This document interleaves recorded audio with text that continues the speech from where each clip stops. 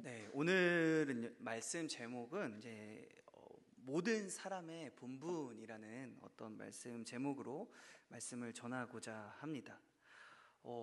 사람의 본분이 무엇인가, 사람의 인생에 어떤 의미가 있는가, 내 인생에 어떤 목적과 목표가 있는가, 참 수많은 사람들이 이런 고민들을 가지고 또 이런 생각들을 가지고 그 답을 구하려고 했지만요, 사실 사람이 자기 인생을 정의하는 것, 사람이 자신의 인생이 어떤 의미가 있는지를 정리를 하고 그것을 정의를 내리는 것이 불가능하다라는 게 어떻게 보면 인류학적으로도 인문학적으로도 계속해서 증명되어져 왔다라는 것이죠.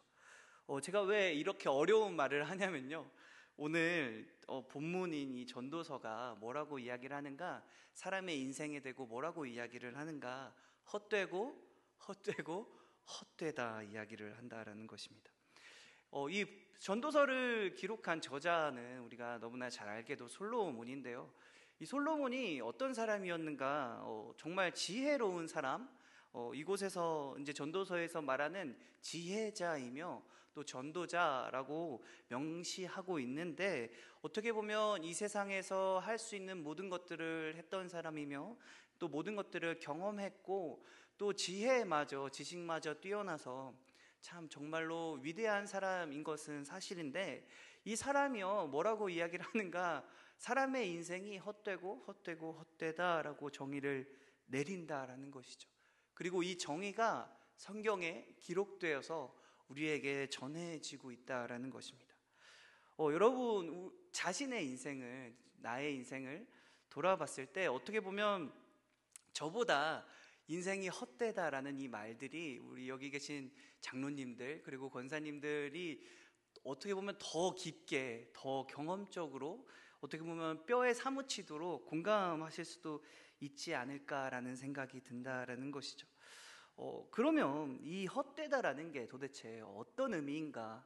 인생이 헛되다라고 지금 이야기를 하는데요, 이게 도대체 어떤 의미인가, 우리가 오늘 본문을 통해서 좀 살펴볼 필요가 있다라는 것입니다.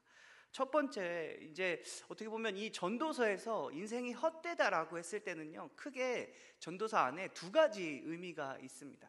인생이 헛됨, 그리고 헛되다라는 그 단어 가운데 크게 두 가지 의미가 있는데, 첫 번째는요, 어떤 이 헤벨이라는 단어인데요, 이 헤벨이라는 단어를 직역을 해보면, 번역을 해보면 어떻게 번역이 되는가, 숨결, 호흡이라는 뜻으로 번역이 된다라는 것이죠.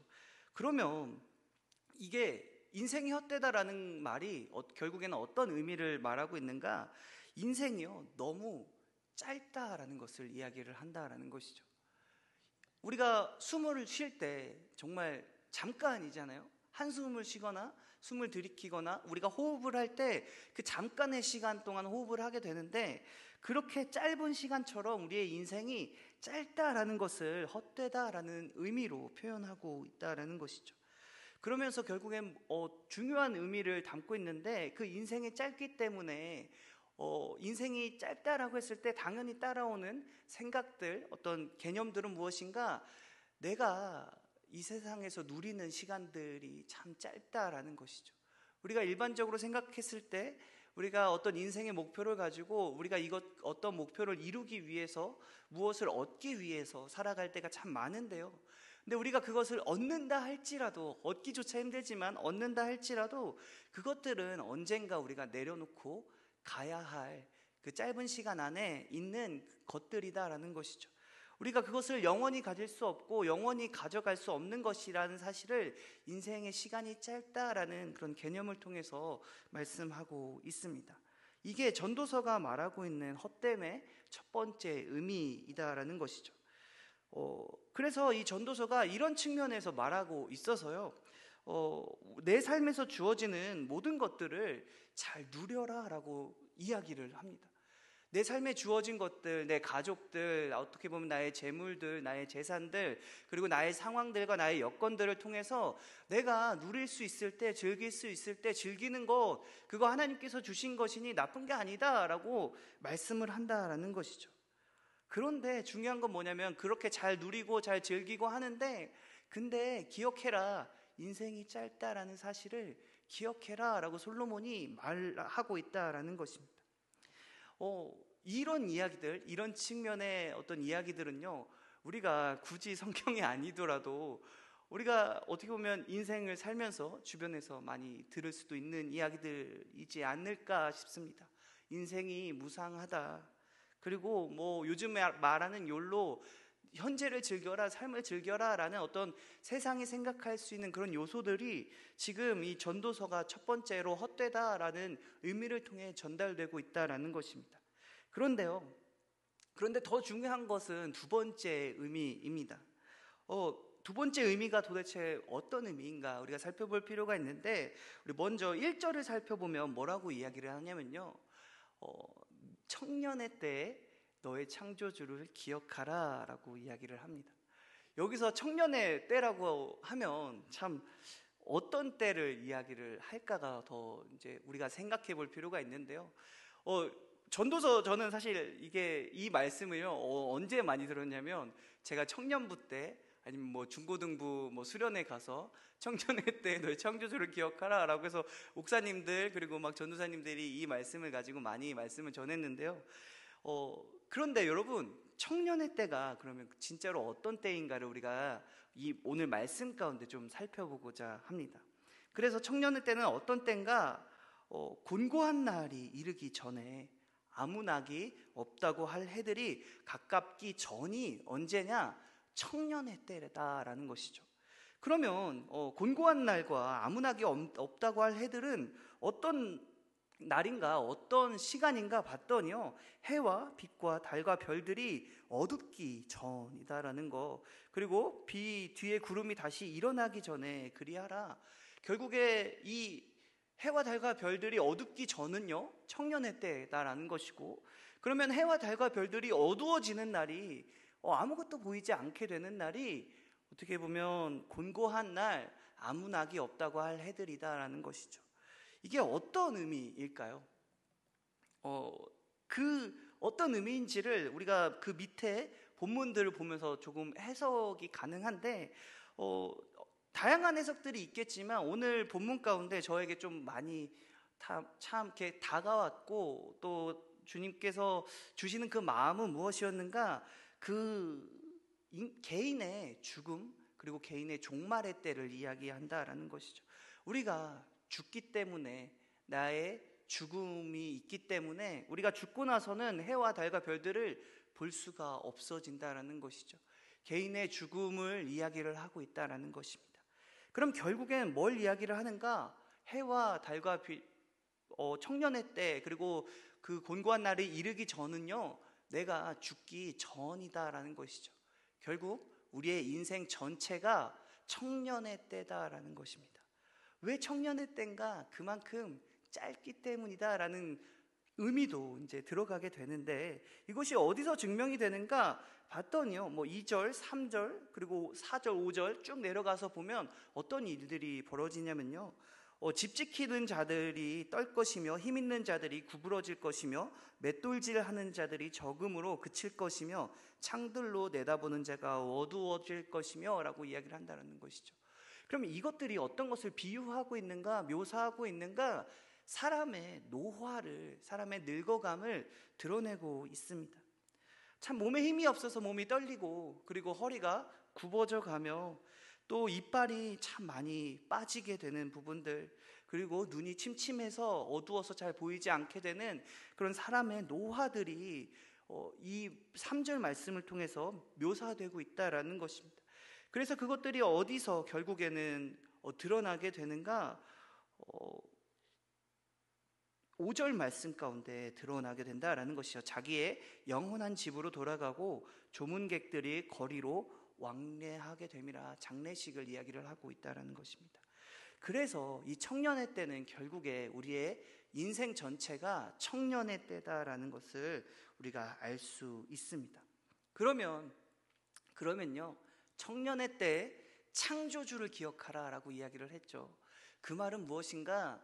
내 인생 가운데, 내가 살아가는 시간들 가운데 나의 인생 전체에서 나를 만드신 나의 하나님, 나의 창조주를 기억해야 된다. 그리고 그 하나님을 기억해라 라는 말인데요, 여러분 왜 하필 창조주라는 어떤 표현을 썼고, 또 왜 그 창조주이신 그 하나님을 기억해야 할까요?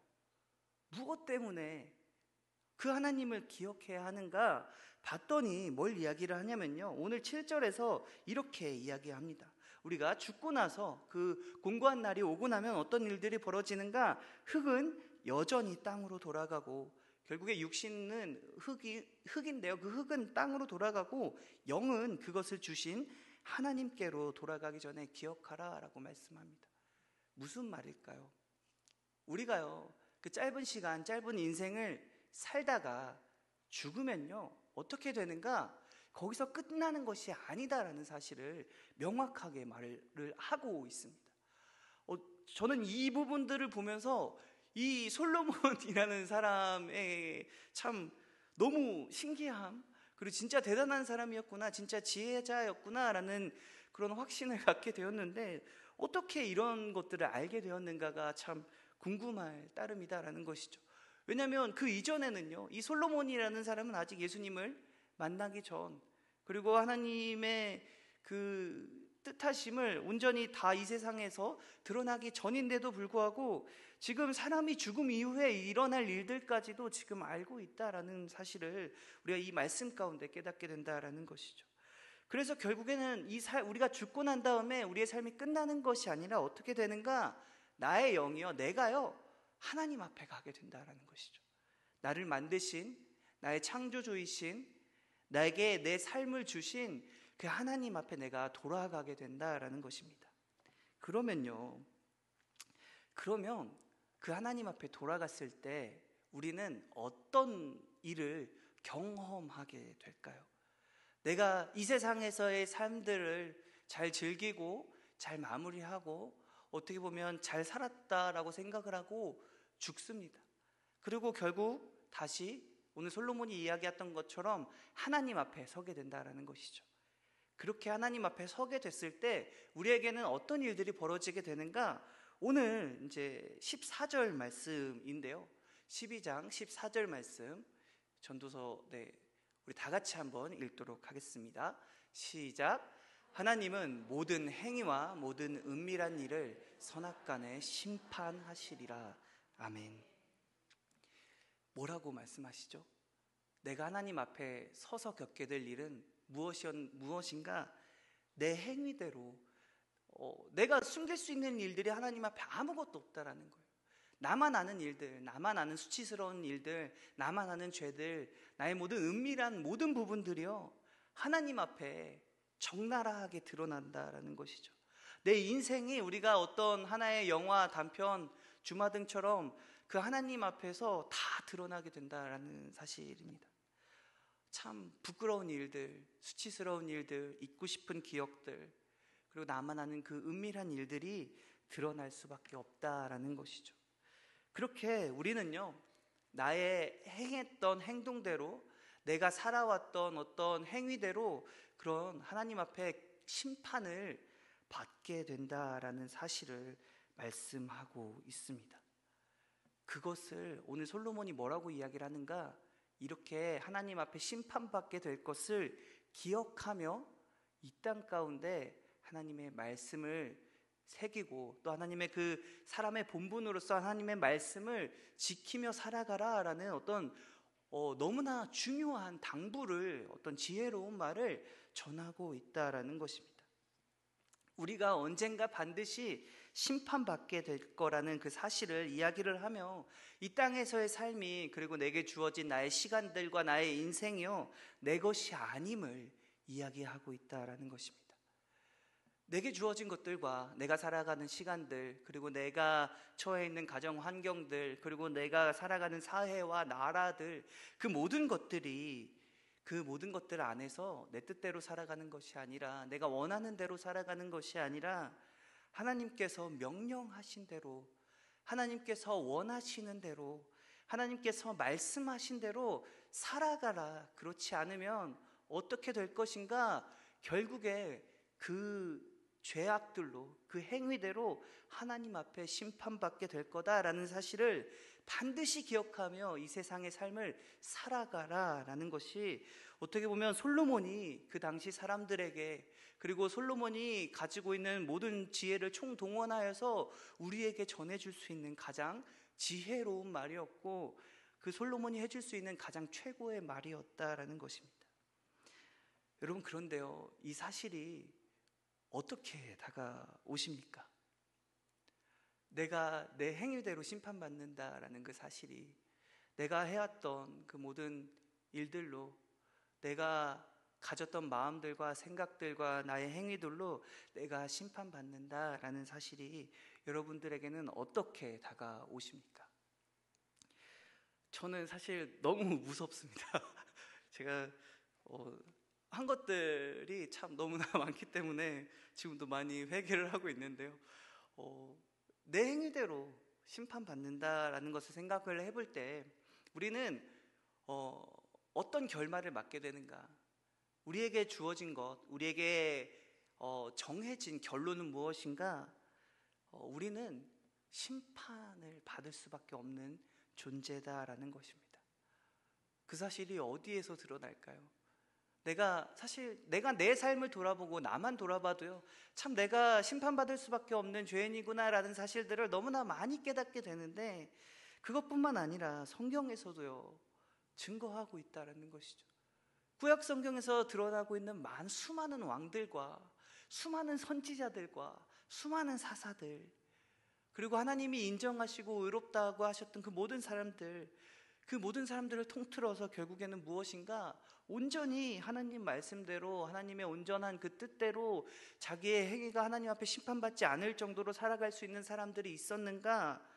그런 사람은 없다라는 것이 구약 성경이 보여주고 있는, 어떻게 보면 역설이다라는 것이죠. 사람은 실패할 수밖에 없고요, 사람은 좌절할 수밖에 없다라는 것이죠. 그 말은 하나님을 온전히 알 수도 없고 하나님 뜻대로 온전히 살아갈 수도 없는 존재가 우리인데요, 그게 나인데, 근데 그건 나라는 건 알겠는데, 근데 그렇게 살아갔을 때 나는 결국에 오늘 솔로몬이 뭐라고 하고 있는가? 심판받게 될 거다라는 무서운 사실을 전하고 있다라는 것입니다. 아무런 희망이 없는 실패와 좌절뿐인, 아니 죽음만이 남는 어떤 비통한 소식을 전하고 있다라는 것이죠. 그런데 우리에게는요, 이 비참함 가운데, 이 비통함 가운데 복된 소식이 전해지게 된다라는 것이죠. 어떤 복음이라고 이야기를 하는데요, 좋은 소식이죠. 어떤 복음이 전해지는가? 그 상황 가운데 있는 우리들을요, 예수님께서 구원하셨다라는 것을 우리가 너무나 잘 알고 있습니다. 그래서 오늘 본문을 생각을 해봤을 때, 오늘 본문을 우리가 중심으로 두고 내가 받은 그 구원함이, 예수님께서 내게 이루신 그 구원하심이 무엇인가를 생각을 해보면요, 이렇게 생각할 수 있겠습니다.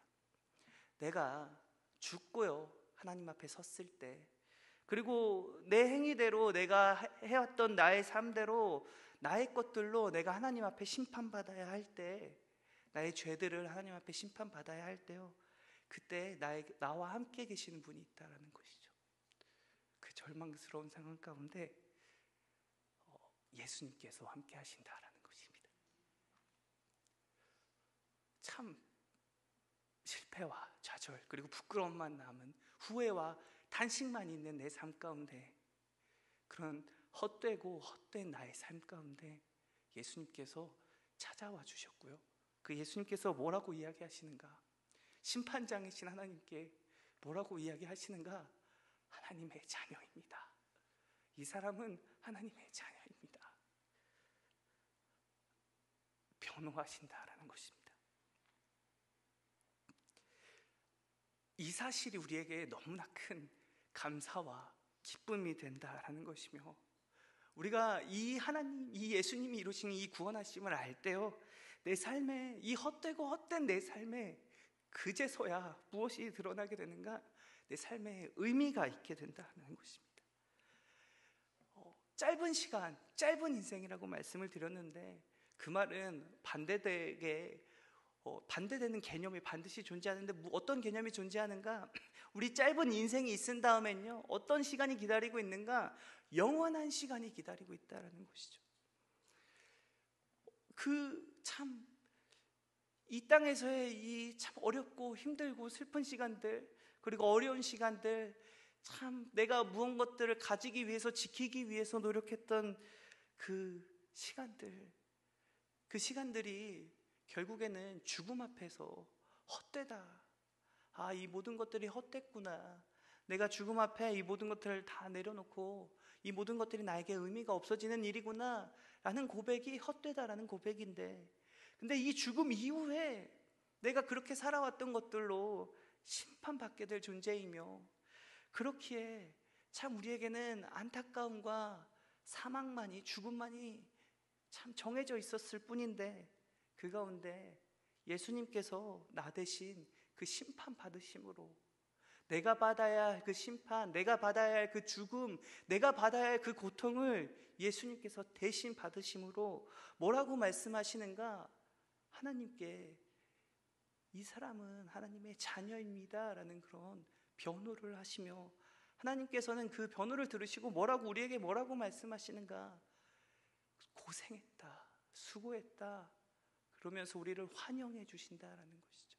잘 돌아왔다, 이제는 나와 함께하자 라는 것이 우리에게 전하시는 그 하나님의 사랑하심을 우리가 겪게 된다라는 것이죠. 그렇게 우리는 하나님의 자녀로서 영원한 삶이 약속되어 있다라는 것입니다. 내가 너무나도 사랑하는 그 예수님과 그 하나님, 내가 너무나도 사랑하는 그 주님과, 그리고 나를 너무나도 생명까지 던지시면서 나를 사랑하신 그 주님과 그 행복하고 기쁨의 삶이 영원토록 지속될 거다라는 사실이 참 우리에게 감사와 기쁨이 된다라는 것입니다. 참 이것이 우리의 삶 가운데 너무나 중요한 의미이며, 이것이 내가 나의 삶을 살아가는 동안 일어나는 수많은 일들과 수많은 아픔들과 수많은 고난 가운데 나를 지탱하며 나의 위로와 나의 안식이 되는 참 복된 소식이다라는 것입니다. 우리가 이 사실들을 참 기억했으면 좋겠습니다. 말씀을 정리하겠습니다. 우리의 이 짧은 인생, 그리고 어찌 보면 항상 즐거운 일은 없었으며, 그리고 어떻게 보면 즐거운 일보다 아픔과 고통과 인내, 그리고 어려움을 견디는 시간이 더 많았을 수도 있습니다. 아니면 오히려 지금 참 어렵고 힘든 시간을, 참 고난의 시간을 보내시는 분들도 있을 수 있습니다. 그런데 그 모든 시간들이 우리에게 참 우리를 실패와 좌절과 절망으로 이끄는 것이 아니라, 그 모든 것들 가운데 우리가 견디며 우리에게 위로가 되는 되게 중요한 사실은 무엇인가? 오늘 전도서가 전하고 있는 이 헛됨이 뭐라고 이야기를 하고 있는가? 내가 겪는 이 시간이요, 내가 겪는 이 고통과 고난이 짧다라는 것입니다. 내가 가지고 있는 이 아픔이요, 불합리한 이 현실이, 나를 힘들게 하고 있는 이 모든 것들이요, 언젠가는 반드시 끝날 것이며 그 시간은 짧다라는 것입니다. 이것이 참 우리에게는 더 없는 은혜가 되는 것이며, 그 짧음에서 끝나는 것이 아니라 그 짧은 시간이 지난 이후에는 하나님과 함께하는 그 기쁨의 날이, 그 기쁨의 영원한 시간이 우리를 기다리고 있다라는 사실을 기억하며, 이것을 기억함으로 나를 사랑하시고 나를 구원하신 주님께 내 인생을 드리는 것, 내 삶이 아니라 주님이 원하시는 삶을 살아가는 것, 그리고 내 것이 아니라 주님의 것을 주님께 드리는 그런 삶을 살아가는 저와 또 여러분이 되시길 예수님의 이름으로 축원합니다. 아멘. 기도하겠습니다.